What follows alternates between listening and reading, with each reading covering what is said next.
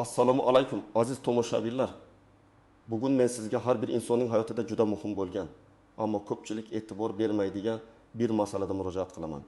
Bu videoni oxirigacha ko'rmasdan turib, sizning nafaqangiz, farovonligingiz va kelajagingiz bilan bog'liq juda katta xavf ostida qolishingiz mumkin. Bu men aytmoqchi bo'lgan narsa nafaqat sizning, balki ota-onangizning, bobo-buvlaringizning ham taqdiriga daxldor bo'lishi mumkin. Aynan 20 oyga qadar hal qilishingiz shart bo'lgan 3 ta hujjat haqida gaplashamiz. Agar bu ma'lumotnomalarni o'z vaqtida olmasangiz, nafaqat 1-2 yil, balki o'nlab yillar davomida olishingiz kerak bo'lgan pensiya miqdoridan mahrum bo'lishingiz yoki pensiyaga chiqish huquqini butunlay yo'qotishingiz mumkin. Bu juda jiddiy. Bu hazil emas, bu qo'rqitish ham emas, balki ogohlantirish. Shuning uchun hoziroq ushbu kanalga obuna bo'ling. Videoga like bosing va do'stlaringizga ham ulashing. Chunki bu ma'lumot har bir fuqaro uchun bebaho ahamiyatga ega. Aslida pensiya tizimida doimiy o'zgarishlar bo'lib turadi. Ilgari ko'pchilikning yodida bo'lsa, pensiyani hisoblashda asosan mehnat daftarchalari asosiy hujjat hisoblanardi. Oddiygina mehnat daftarchasiga yozilgan har bir ish joyi, lavozim va ishga kirish-chiqish sanalari tekshirilar edi. Oylik maoshlar esa ko'pincha ma'lum bir davr uchun beriladigan ma'lumotnomalar orqali aniqlanardi. Bu jarayon nisbatan an'anaviy va qog'ozbozlikka asoslangan edi. Pensiya jamg'armasi xodimlari har bir hujjatni qo'lda ko'rib chiqishar, arxivlarga so'rovlar yuborilar edi. Bu uzoq vaqt talab qiladigan, ba'zan esa xatoliklarga yo'l qo'yadigan jarayon edi. Ish beruvchilar ham mehnat daftarchalarini yuritishga katta e'tibor berishlari shart edi. Chunki bu ularning xodimlarining kelajakdagi pensiya huquqlarini ta'minlashda asosiy vosita edi. Ma'lumotnomalar esa bevosita tashkilotning kadrlar bo'limi yoki buxgalteriyasidan olinardi. Ammo bugungi kunda vaziyat tubdan o'zgargan. Hozirgi kunda nafaqat tizimi butunlay raqamlashtirilgan. Barcha ma'lumotlar elektron bazalarga kiritilmoqda. Ish haqi, ish staji, soliq to'lovlari haqidagi ma'lumotlar avtomatlashtirilgan tizimlar orqali yig'iladi va saqlanadi. Bu degani, endi sizning har bir ish joyingiz, olgan oyligingiz, to'lagan soliq va ijtimoiy to'lovlaringiz markazlashgan elektron tizimda aks etishi kerak. Bu jarayon shaffoflikni oshiradi, xatolar sonini kamaytiradi va pensiyani hisoblashni tezlashtiradi. Biroq bu o'zgarishlar faqat keyingi yillarda ish boshlagan yoki doimiy ravishda rasmiy ish joyida ishlaganlar uchun ideal ishlaydi. Eng katta muammo bu raqamlashtirishdan oldingi davriga tegishli ma'lumotlar bilan bog'liq. Mamlakatimizda ko'plab fuqarolarimiz, ayniqsa 40 yoshdan oshganlar, o'z mehnat faoliyatini 2005 yilgacha, hatto undan ham oldinroq boshlaganlar. O'sha paytlarda elektron tizimlar rivojlanmagan edi. Hamma ma'lumotlar qog'ozda, ya'ni mehnat daftarchalarida va tashkilotlarning arxivlarida saqlanardi. Hozir esa bu eski qog'oz ma'lumotlarning elektron bazalarga to'liq kiritib bera olmaydi. Ba'zi tashkilotlar yopilib ketgan, ba'zilarining arxivi yo'qolgan. Ba'zilarida esa ma'lumotlar noto'g'ri kiritilgan bo'lishi mumkin. Aynan mana shu uzilishlar kelajakda sizning pensiyangizni to'g'ri hisoblashda katta to'siq bo'lib xizmat qiladi. Davlat tomonidan berilgan ma'lumotga ko'ra, agar sizning mehnat stajingiz va ish haqingiz to'g'risidagi ma'lumotlar elektron bazada yo'q bo'lsa, sizning pensiya tayinlanishida jiddiy muammolar yuzaga kelishi mumkin. Shu sababli 1 mayga qadar siz o'zingizning ish stajingiz va ish haqingizni tasdiqlovchi ba'zi muhim ma'lumotnomalarni olishingiz shart. Bu muddat tasodifiy belgilanmagan. Chunki davlat tizimi o'zining ichki ma'lumotlar bazalarini to'liq tartibga solishga harakat qilmoqda va shu muddatdan so'ng eski qog'oz ma'lumotnomalarini qayta tiklash yoki ularni tasdiqlash ancha murakkablashadi. Ba'zi hollarda esa mutlaqo imkonsiz bo'lib qoladi. Endi esa aynan qaysi 3 ta ma'lumotnoma haqida gap ketayotganini batafsil ko'rib chiqamiz. Bu hujjatlar sizning pensiyangizni to'liq va adolatli hisoblab chiqishda fundamental ahamiyatga ega. Birinchi ma'lumotnoma, ish staji haqida ma'lumotnoma. Bu hujjat ayniqsa 2005 yilgacha va hatto ba'zi hollarda 2016 yilgacha bo'lgan davrlarda ishlagan shaxslar uchun juda muhimdir. Chunki aynan shu yillarda mehnat staji to'g'risidagi ma'lumotlar elektron bazalarga to'liq kiritilmagan yoki noto'g'ri kiritilgan bo'lishi mumkin. Kimga kerak? Bu ma'lumotnoma avvalambor mehnat daftarchasida yozuvlari mavjud bo'lsa-da, lekin ishonchlilik darajasi past bo'lganlar uchun zarur. Masalan, tashkilot nomi noto'g'ri yozilgan, ishga kirish yoki chiqish sanalari aniq emas. Muhr yoki imzo tushunarsiz bo'lgan holatlar. Shuningdek, agar sizning mehnat daftarchangiz yo'qolgan bo'lsa yoki buzilgan bo'lsa, bu ma'lumotnoma sizning stajingizni tasdiqlashda asosiy hujjat bo'ladi. Kimga kerak emas. Agar siz 2016 yildan keyin ish faoliyatingizni boshlagan bo'lsangiz va doimiy ravishda rasmiy ish joyida ishlagan bo'lsangiz, sizning mehnat stajingiz haqidagi barcha ma'lumotlar elektron bazalarda mavjud bo'lishi kerak. Shuning uchun bu holatda sizga bu ma'lumotnoma shart emas. Shuningdek, agar sizning ish stajingiz faqatgina davlat tashkilotlarida bo'lib, barcha yozuvlar aniq va tartibli bo'lsa, ko'pincha bu ma'lumotnomaga ehtiyoj qolmaydi. Ammo shu bilan birga har ehtimolga qarshi pensiya jamg'armasi orqali o'z ma'lumotlaringizni tekshirib olish ortiqchalik qilmaydi. Real hayotiy misol. Otabek amaki 1905 yildan 2000 yilgacha katta zavodda ishlagan. Uning mehnat daftarchasida zavodning qisqartirilgan nomi yozilgan va ba'zi yozuvlar siyoh o'chganligi sababli tushunarsiz bo'lib qolgan. 2000 yildan keyin u kichik bir xususiy korxonada ishlagan. Bu korxona esa 2010 yilda bankrot bo'lib yopilib ketgan. Otabek amaki pensiyaga chiqish vaqti yaqinlashganida pensiya jamg'armasiga murojaat qilgan edi. Uning zavoddagi 15 yillik staji va keyingi 10 yillik staji elektron bazada aks etmaganligi ma'lum bo'ldi. Agar Otabek amaki yil maygacha zavodning kadrlar bo'limidan yoki shahar arxividan o'z ish staji haqida ma'lumotnoma olmasangiz, uning ushbu yillar nafaqasini hisoblashda inobatga olinmaydi. Bu esa Otabek amakining pensiya miqdorini sezilarli darajada kamaytiradi. Deylik, har oyda 500 ming so'mga kamroq pensiya oladi. 20 yil davomida bu 120 million so'mdan ortiq pulni yo'qotish degani. Bu juda katta mablag'. Ikkinchi ma'lumotnoma, ish haqi haqida ma'lumotnoma. Bu hujjat pensiya miqdorini hisoblashda eng muhim omillardan biridir. Pensiya miqdori asosan sizning mehnat stajingiz va eng yaxshi maosh olgan 5 yillik davringizga qarab belgilanadi. Agar bu maoshlar to'g'risidagi ma'lumotlar elektron bazada aks etmagan bo'lsa, sizning pensiyangiz minimal yoki o'rtacha ish haqidan kelib chiqib hisoblanishi mumkin. Kimga kerak? Bu ma'lumotnoma ayniqsa yuqori maosh olgan, lekin bu maoshlar qog'ozda qolib ketgan shaxslar uchun zarur. Masalan, siz 1990 yillarning oxirida yoki 2000 yillarning boshida juda yaxshi maosh olgan bo'lsangiz, lekin bu ma'lumotlar elektron tizimlarga o'tmagan bo'lsa, pensiya jamg'armasi sizning oyligingizni o'sha davrdagi o'rtacha oylik ish haqidan kelib chiqib hisoblashi mumkin. Bu esa pensiyangizning jiddiy ravishda kamayishiga olib keladi. Ayniqsa tijorat tashkilotlarida, qo'shma korxonalarda, banklarda yoki shaxsiy biznesda ishlaganlar uchun bu juda muhim, kimga kerak emas. Agar siz doimiy ravishda davlat tashkilotlarida ishlagan bo'lsangiz va sizning ish haqingiz to'g'risidagi ma'lumotlar doimo rasmiy ravishda yuritilgan bo'lsa va ayniqsa 2016 yildan keyingi davrlarda bu ma'lumotnoma shart emas. Chunki davlat tashkilotlarining ish haqi to'g'risidagi ma'lumotlari elektron bazalarda muntazam ravishda yangilanadi. Real hayotiy misol. Dilbar opa 1995 yildan 2005 yilgacha xususiy bankda yuqori lavozimda ishlagan va o'sha davrda juda yaxshi maosh olgan. Uning mehnat daftarchasida bankdagi lavozimi va ish staji ko'rsatilgan. Lekin oylik maoshlari haqida batafsil ma'lumot yo'q. Bank esa 2015 yilda qayta tashkil etilgan va barcha eski hujjatlar arxivga topshirilgan. Agar Dilbar opa ilmaygacha bankning arxividan yoki uning huquqiy vorisi bo'lgan tashkilotdan o'zining o'sha davrdagi ish haqi to'g'risida ma'lumotnoma olmasa, uning pensiyasi o'sha davrdagi o'rtacha ish haqidan kelib chiqib hisoblanadi. Misol uchun, u oyiga 2 million so'm pensiya olish o'rniga atiga 20 million so'm pensiya olishi mumkin. Bu har oyda 20 million so'm yo'qotish degani. 20 yil davomida bu 2 million so'mga teng. Bu shunchaki ko'z oldingizda erib ketayotgan pullar. Uchinchi ma'lumotnoma, maxsus mehnat sharoitlari haqida ma'lumotnoma. Bu hujjat ba'zi kasb egalari uchun, ya'ni og'ir va zararli sharoitlarda ishlagan, shuningdek, uzoq shimoliy hududlarda yoki boshqa maxsus sharoitlarda mehnat qilgan shaxslar uchun juda muhimdir.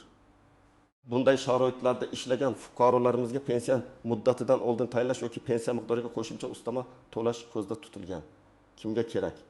Bu ma'lumotnoma ayniqsa konlarda, kimyoviy zavodlarda, radiatsiyaviy xavfli joylarda, o'qituvchilik kasbida uzoq hududlarda, tibbiyot sohasida yuqumli kasalliklar bilan ishlaydigan joylarda mehnat qilganlar uchun zarur.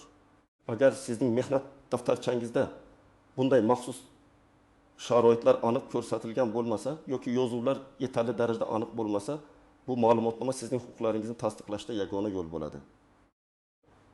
Masalan, metallurgiya korxonalarida, to'q-kon sanoatida, kimyo sanoatida ishlaganlar, ba'zi tibbiyot xodimlari, masalan, jarrohlar yoki rentgen xonalari xodimlari muddatidan oldin pensiyaga chiqish huquqiga ega bo'lishlari mumkin. Bu huquq faqatgina maxsus sharoitlardagi ishlarni tasdiqlovchi hujjat bilan kafolatlanadi. Kimga kerak emas? Agar siz oddiy ofisda yoki xavfsiz sharoitlarda ishlagan bo'lsangiz, sizga bu ma'lumotnoma kerak emas. Shuningdek, agar sizning mehnat daftarchangizda maxsus sharoitlar aniq va shubhasiz tarzda qayd etilgan bo'lsa, ko'pincha bu ma'lumotnoma talab qilinmaydi. Real hayotiy misol. Botir aka 20 yil davomida katta kimyo zavodida zararsizlantirish sexida ishlagan. Uning mehnat daftarchasida faqat muhandis lavozimi ko'rsatilgan, ammo sexning maxsus sharoitlari haqida aniq yozuv yo'q. Bu sexda ishlaganlar qonun bo'yicha 5 yil oldin pensiyaga chiqish huquqiga ega. Agar Botir aka 20 oygacha zavodning arxividan yoki kadrlar bo'limidan o'zining aynan zararsizlantirish sexda ishlaganligi va bu yerda ishlash sharoitlari haqida maxsus ma'lumotnoma olmasa, u 5 yil oldin pensiyaga chiqish huquqini yo'qotadi. Bu degani, u 5 yil ortiqcha ishlashga majbur bo'ladi va bu 5 yil davomida oladigan pensiyasidan mahrum bo'ladi. Bu ham katta yo'qotish. Tasavvur qiling, 5 yil umrining eng qimmatli davri.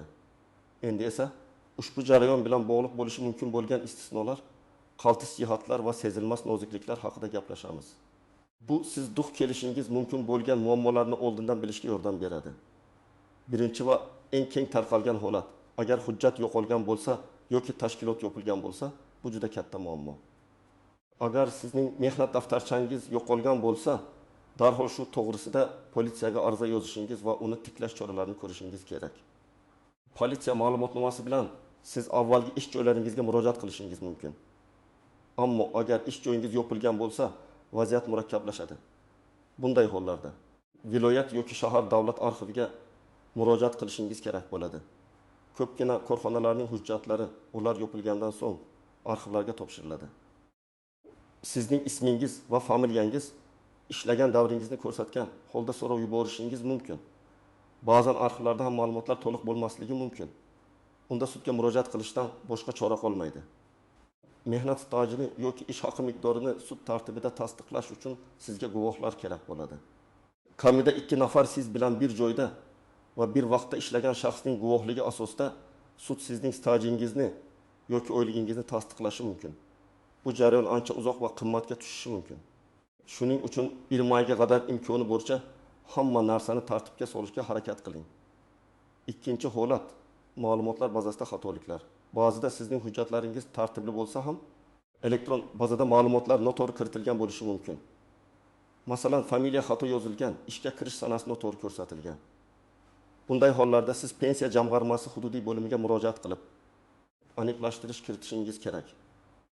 Buning uchun sizdan asl nusxadagi mehnat daftarchasi, pasport va agar mavjud bo'lsa yuqorida aytilgan 3 ta ma'lumotnomani taqdim etishingiz talab etiladi. Xatoliklarni o'z vaqtida tuzatish juda muhim. Aks holda bu kelajakda sizning pensiyangizni olishingizda kechikishlarga sabab bo'lishi mumkin. Uchinchi holat, tadbirkorlar va chet elda ishlaganlar. Agar siz tadbirkorlik faoliyati bilan shug'ullangan bo'lsangiz, sizning ish stajingiz va daromadingiz soliq organlaridagi ma'lumotlarga asosan hisoblanadi. Sizning soliq deklaratsiyalaringiz va ijtimoiy to'lovlar to'g'risidagi ma'lumotlaringiz elektron bazada aks etishi kerak. Agar bu ma'lumotlar bazada yo'q bo'lsa, soliq organlaridan tegishli ma'lumotnomalarni olishingiz kerak.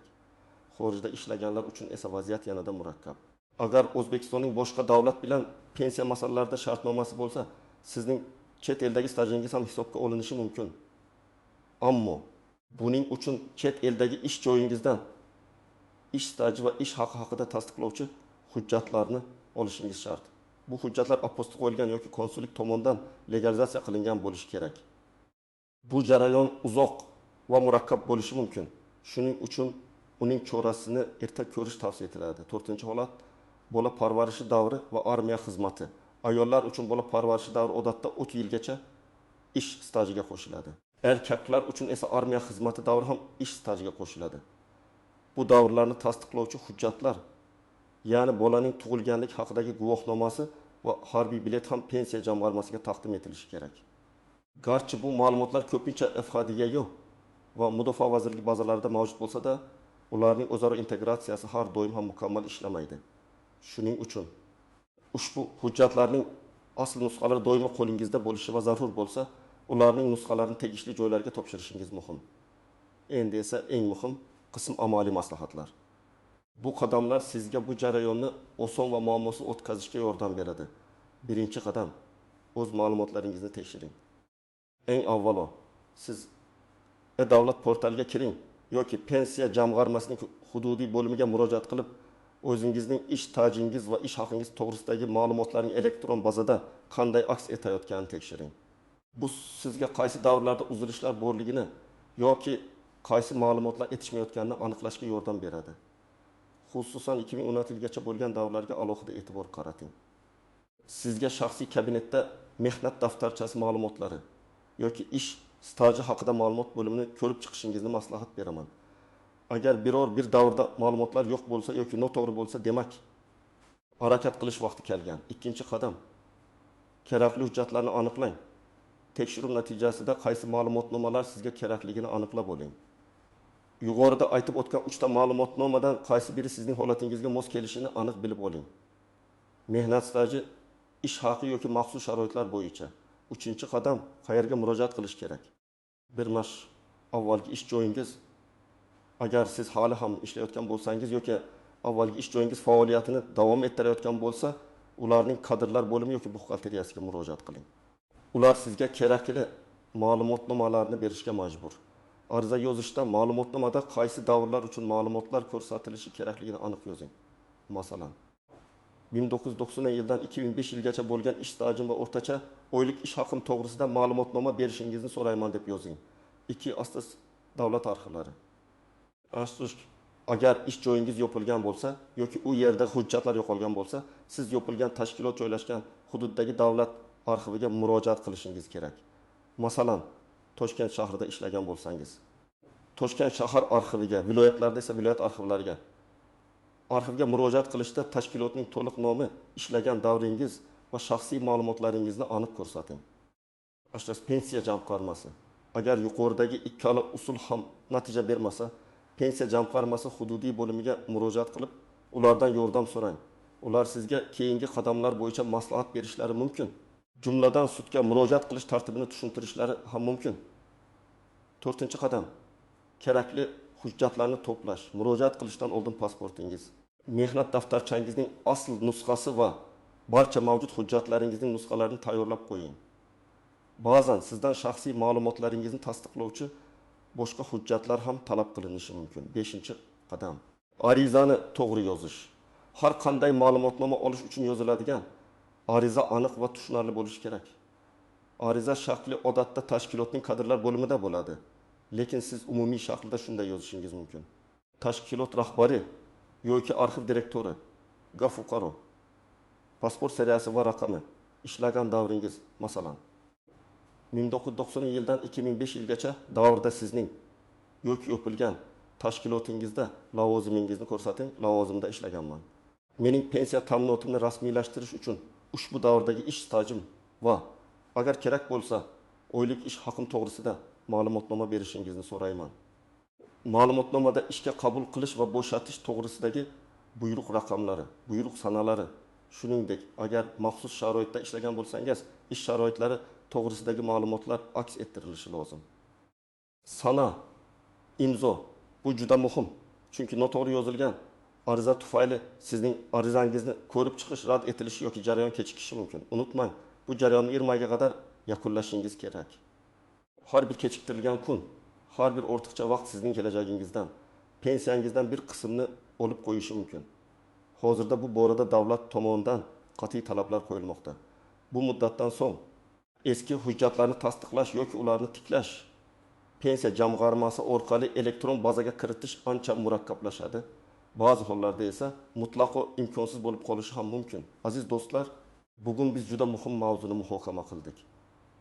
20 oygacha olishingiz shart bo'lgan 3 ta ma'lumotnoma ish staji haqida, ish haq haqida va maxsus mehnat sharoitlari haqida ma'lumotnomalar sizning kelajakdagi pensiyangizni to'g'ri hisoblashda asosiy rol o'ynaydi. Ularsiz siz nafaqat yillar davomida olishingiz kerak bo'lgan pensiya miqdoridan mahrum bo'lishingiz, balki pensiyaga chiqish huquqini ham yo'qotishingiz mumkin. Bu sizning qo'lingizdagi oltin imkoniyat. Uni boy bermang. Menga qaysi ma'lumotnoma ko'proq kerak bo'lishi mumkin deb o'ylaysiz? Yoki siz bu borada qanday muammolarga duch kelgansiz? Izohlarda o'z fikringizni yozib qoldiring. Bu boshqa tomoshabinlarga ham yordam berishi mumkin. Agar bu video siz uchun foydali bo'lgan bo'lsa, albatta like bosing va kanalga obuna bo'lishni unutmang. Zero bizning kanalimizda siz o'zingizning huquqlaringiz, moliyaviy farovonligingiz va kelajagingiz bilan bog'liq eng muhim va dolzarb ma'lumotlarni topishingiz mumkin. O'zingizni va yaqinlaringizni asrang. Keyingi videolarda ko'rishguncha.